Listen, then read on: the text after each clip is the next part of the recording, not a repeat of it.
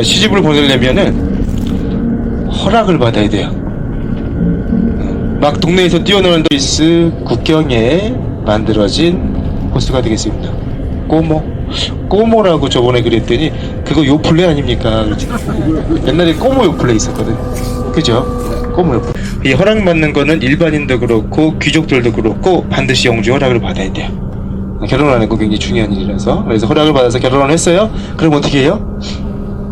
신혼살림 잡아서 살아야 될 거 아니에요.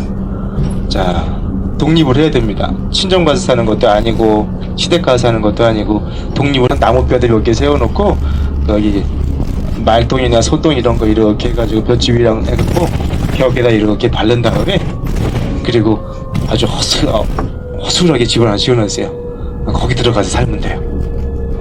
가재 도구 없어요. 네. 지금은 그런 게 없죠. 그죠? 여기 우리가 들어오시는 유럽은 EU 커다란 유럽연합, 유럽 공동체인데 정말 특이하게 스위스는 유럽 공동체가 아니에요. EU에 가입이 안 돼 있어요. 이 친구들은 UN에 가입한 것도 2002년에 가입했어요. 되게 늦죠? 이유가 뭐냐면 얘네는 스위스의 그 헌법에 어떤 나라와도 어떤 나라의 편도 들어줄 수 없다라고 적혀 있거든요. 중립국이니까. 근데 유엔에 들어가면 북한의 핵 제재 때문에 경제를 제재해야 되고 막 그런 거 가결하고 부결하고 그러잖아요. 손들어야 되고 어느 쪽 편을 들어줘야 되잖아요. 그죠? 근데 그걸 할 수가 없는 친구들이어서 유엔 가입도 2002년에 국민투표를 거쳐서 간신히 합니다. EU는 가입이 안 돼 있어요. 근데 만약에 EU가 가입이 안 돼 있다라고 하면 우리같이 일반 사람이라든가 물건이라든가 모든 이 사람들 물건들이 국경을 넘을 때 통과를 하고 검사를 받아야 되거든요. 근데 그렇게 하게 되면 너무 힘든 거예요. 왜냐하면 스위스의 지정학적 위치가 그래서 EU에 가입은 안 되어 있지만 다른 나라 EU 국가들을 왕래하는 것처럼 스위스도 그 왕래를 자유롭게 만들어놨습니다. 검사를 하거나 하지 않아요. 그래서 여기 오시면 유로 사용이 힘들어요. 사용은 가능하셔요. 여기 가는 곳은 다 관광지라서. 사용을 해도 거스름 돈으로는 이 스위스 돈을 줄 거예요. 어쨌든 여기는 이 스위스는 프랑이라고 하는 스위스만의 전용 통화가 따로 있습니다. 나중에 혹시 돈 쓰시는 분들 편의점이나 이런 데 가서 주시면 유로 쓸 수 있어요. 근데 쓰고 나면 거스름 돈을 이쪽 프랑스가 이제 스위스의 프랑으로 주게 된다. 요것만 잘 아시면 되겠습니다. 그래서 어쨌든 저희는 지금 스위스로 이렇게 들어왔다. 여기서 한참 가야 됩니다. 들어왔다고 끝이 아니에요. 한참 가셔야 돼요. 우리나라 남한 크기의 절반 크기 정도 되거든요. 스위스가 한 48,000제곱킬로미터 정도 되는데 저희가 안쪽으로 쭉 들어가셔야 되고 산길 달리셔야 되기 때문에 한참 들어갑니다. 어쨌든 아까 제가 드리던 말씀 좀 더 드립니다. 그래서 결혼을 하게 되면 이제 여자는 남편의 소유물이 되다라고 보시면 되고 소유물들이라고 하는 여자분들이 아침에 일찍 일어나서 일하셔야 돼요. 한 새벽 4시쯤 일어나요. 동트기 전에 일어나서 제일 먼저 뭘 하냐? 집 안에 있는 가축들을 데리고 바깥으로 나갑니다. 옛날에는 가축들만 사는 이렇게 그 창고를 지어가 거기서 집어넣은 거 아니에요? 그 창고 지으려면 돈 들어가죠. 시간 들어가죠. 그죠? 힘들죠. 안 지어요. 같이 살았어요. 방 안에서. 집 안에 같이 살았어요. 어차피 집 안에 아무것도 없잖아요. 흙바닥 위에 이렇게 지푸라기만 깔아놓은 거니까. 그래서 거기에 돼지도 갖다 놓고 소도 갖다 놓고 닭도 갖다 놓고 다 집어넣어놔요. 바깥에다 안 내놔요. 왜냐면 바깥에 놔두면 늑대가 울어가요. 옛날에 우리나라에 호랑이가 그렇게 많았다면서요. 그죠? 근데 우리나라에서 호랑이가 없어지게 된 큰 이유 2개가 있는데 그게 다 저기 일본 놈들 때문이라고 그러더라고요. 첫 번째는 임진왜란 당시에 들어왔던 가토 이요마사, 고니시 유키나가 이런 일본의 적장들이 조선에 있는 호랑이를 그렇게 많이 잡아갔다면서요. 그리고 일제시대 때 사람을 해친다라고 하는 명목하에 전국에 있는 호랑이들을 잡아가기 싫어합니다. 그래서 이 대오라고 하는 영화 보시면 거기도 나와있죠. 조동총독부의 총독이 전국에 있는 호랑이를 잡아서 가져와라 라고 하는 명령을 내리게 됩니다. 그래서 없어졌대요. 근데 우리나라도 원래 호랑이가 엄청 많아서 저녁에 해 떨어지고 나면 바깥에 나가는 일이 거의 없었다라고 하더라고요. 그리고 산 넘어갈 때는 절대 밤에 넘어가지 않았고 호랑이가 물러가니까 그죠? 그래서 옛날에 그 비디오 빌려다 보시면은요, 비디오 처음 시작할 때 뭐라 그러냐면 호환 마마보다 무서운 게 뭐 불법 비디오다 막 이런 거 있었는데, 여기서 말하는 호환이라고 하는 게 호랑이한테 해를 입는 거잖아요. 그 정도로 호랑이가 많았다. 그리고 우리나라에서 제일 심한 욕 중에 하나가 호랑이가 들어가는 욕. 할머니가 이런 말씀 하시죠. 호랭이가 물어갈 놈, 호랭이가 채갈 놈. 정말 나쁜 사람이라는 뜻이에요. 그렇게 호랑이가 많았다. 여기 유럽에는 늑대, 여우 이런 것들이 굉장히 많았다 그래요. 그래서 가축들을 함부로 바깥에 내놓을 수가 없었다고. 그러니까 집안에서 같이 사는 거예요. 뭐 얘네가 똥 싸고 오줌 싸고 그거 참을 수 있어요. 그 정도 냄새는 잊어버리는 것보다 낫죠, 그죠? 그리고 이제 일어나면 제일 먼저 이 가축들을 데리고 바깥에 나갑니다. 그리고 그 안뜰에 아니면 그 좀 멀은 곳에다가 풀어놔요. 그래서 풀 뜯어 먹어라. 그리고 뭐 해야 되냐면은 밥 해야죠. 밥. 우리나라처럼 소금 가마솥에다가 쌀 넣고 끓이는 게 아니고, 이 사람들은 커다란 통에다가 냄비에다가 물을 집어넣고 보리 아니면 퀴리 이런 거 집어넣고 죽 써 먹었어요. 죽. 이거 준비 다 합니다. 그러면 이제 저기서 동 살짝 트거든요. 그러면 이제 깨워요. 집안 사람들 일어나세요. 남편한테 먹이고, 남편 먹고 나서 남는 거 있으면 이제 먹어요. 여자도. 그리고 뭐 해야 돼요? 바깥에 나가서 일해야죠. 밭에 나가서 김해야 되고 빨래 해야 되고 집안일 다 해야 되고, 그리고 남편이 저기 갑자기 땡겨서 그러니까 저기 사랑을 한번 합시다 그러면 또 이렇게 남편한테 또 맞춰줘야 돼요. 그러니까 여자는 굉장히 힘든 생활을 했다라고 하죠. 소유물이라는 개념이 있었기 때문에 그렇습니다.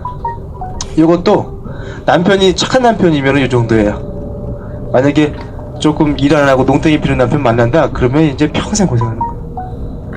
만약에 남편이 대장간을 해요? 그러면 남편이 일을 해야 되는데 일을 안 해. 가게 문을 안 열어요. 그러면 와이프가 가서 가게 문 열어요. 그리고 자기가 망치질합니다. 농땡이만 피고, 이 사람들이 뭐 농땡이만 피고 끝나나요? 술 한잔 걸치고 들어오면 이제 손찌검도 하죠. 다 참아야 됩니다. 이혼하고 싶어? 이혼 못합니다. 남편이 죽을 때까지 이혼 못합니다. 이 카톨릭에서는, 기독교에서는 이혼이 금지가 되어 있습니다. 이혼하려면 교황님한테 가서 허락받아야 돼요.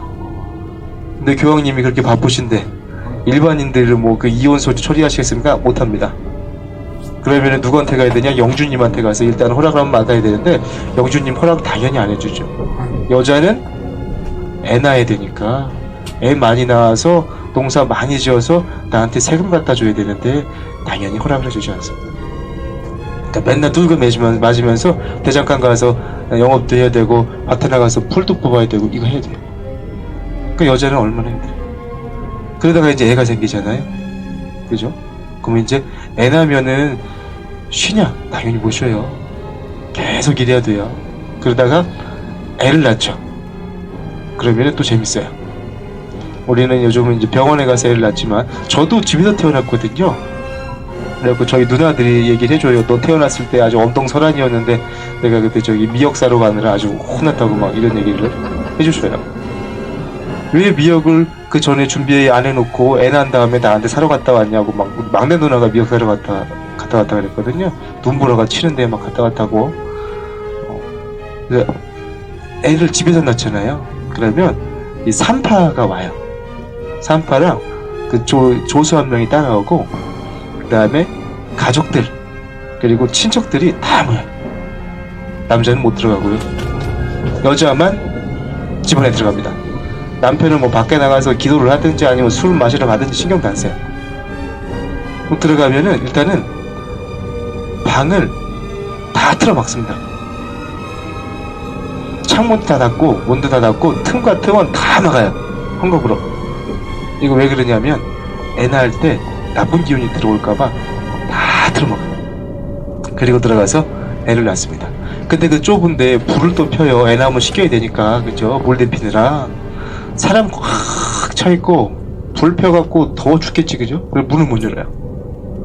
막 그러고 있는데 옛날에 유럽 사람들은 애를 굉장히 쉽게 낳았나 봐요. 진통이 오면 힘 20번 주면 나와야 된대요. 힘줘 이거 20번 하면 나와야 된대요. 근데 안 나오잖아요. 그럼 어떻게 되냐? 이상하다. 20번 힘을 줬는데 애가 안 나와? 그러면은 일단 집안에 있는 저기 창문이나 이런 거 말고, 대문이나 이런 거 말고 뭐 서랍장이라든가 뭔가 문이 달려 있는 것들은 다 열어놓는데요.